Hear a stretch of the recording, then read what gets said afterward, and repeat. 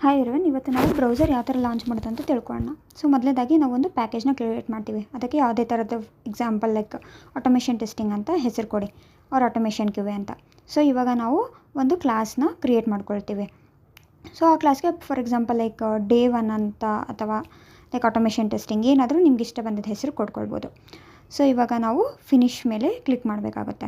So ಈ finish ಮೇಲೆ click ಮಾಡಿದ್ಮೇಲೆ ಒಂದು ಡ್ರಾಫ್ಟ್ ಕೋಡ್ ಜನ್ರೇಟ್ ಆಗುತ್ತೆ. ಸೊ ಆ ಪ್ಯಾಕೇಜಿಗೆ ನಾವು ಏನು ಹೆಸರು ಕೊಟ್ಟಿರ್ತೀವಿ, ಆಟೋಮೇಷನ್ ಕ್ಯೂವೆ ಅಂತ, ಸೊ ಪರ್ಟಿಕ್ಯುಲರ್ ಎಲ್ಲ ಕ್ರಿಯೇಟ್ ಆಗಿರುತ್ತೆ.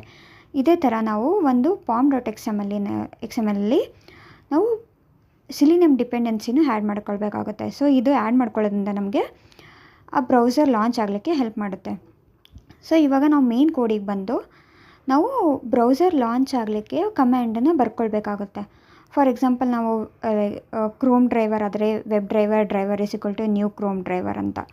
ಅದೇ ಥರ ನಾವು ಫೈರ್ಫಾಕ್ಸ್ ಬೇಕಾಗಿದ್ದರೆ web driver is equal to new Firefox ಅಂತಾಗಲಿ ಎಡ್ಜ್ ಅಂತಾಗಲಿ ನಾವು ಯೂಸ್ ಮಾಡ್ತೀವಿ. ಸೊ ಇದಾದಮೇಲೆ ನಮಗೆ ಇಂಪೋರ್ಟ್ಸ್ ಅಂತ ಬರುತ್ತೆ. ಯಾಕಂದರೆ ಈ ಪರ್ಟಿಕ್ಯುಲರ್ ರನ್ ಆಗಬೇಕು ಅಂದರೆ ಈ ಇಂಪೋರ್ಟು ಇಂಪಾರ್ಟೆಂಟ್ ಆಗಿರುತ್ತೆ. ಇದೇ ಥರ ಲೈಕ್ ವೆಬ್ ಡ್ರೈವರ್ಗೂ ನಮಗೆ ಇಂಪೋರ್ಟ್ಸ್ ಇರುತ್ತೆ, ಹಾಗೆ ಕ್ರೋಮ್ ಡ್ರೈವರ್ಗೂ ಇಂಪೋರ್ಟ್ಸ್ ಇರುತ್ತೆ ನಮಗೆ. ಸೊ ಇವಾಗ ನೀವು ನೋಡ್ಬೋದು ವೆಬ್ ಡ್ರೈವರ್ಗೆ ಮತ್ತು ಕ್ರೋಮ್ ಡ್ರೈವರ್ಗೆ ಇಂಪೋರ್ಟ್ಸು ಡೌನ್ಲೋಡ್ ಆಗಿರುತ್ತೆ ಇದರಲ್ಲಿ. ಸೊ ಇವಾಗ ನಾವೇನು ಮಾಡ್ತೀವಿ ಅಂದರೆ ನಾವು ಒಂದು ಪರ್ಟಿಕ್ಯುಲರ್ URLನ ಲಾಂಚ್ ಮಾಡಬೇಕು. ಸೊ ಅವಾಗ ನಾನು ಏನು ಯೂಸ್ ಮಾಡ್ತೀನಿ, driver.get ಅನ್ನೋ ಕಮ್ಯಾಂಡನ್ನ ಯೂಸ್ ಮಾಡ್ತೀನಿ.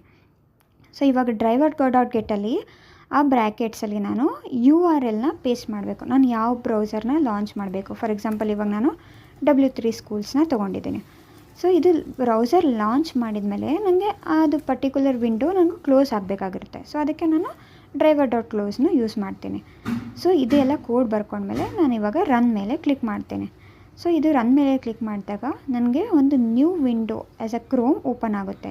ಇವಾಗ ಆ ಪರ್ಟಿಕ್ಯುಲರ್ URL ಓಪನ್ ಆಗುತ್ತೆ. ಸೊ ಅದಾದಮೇಲೆ driver.closeಲ್ಲಿ ಸೊ ಅದು ಕ್ಲೋಸ್ ಆಗುತ್ತೆ.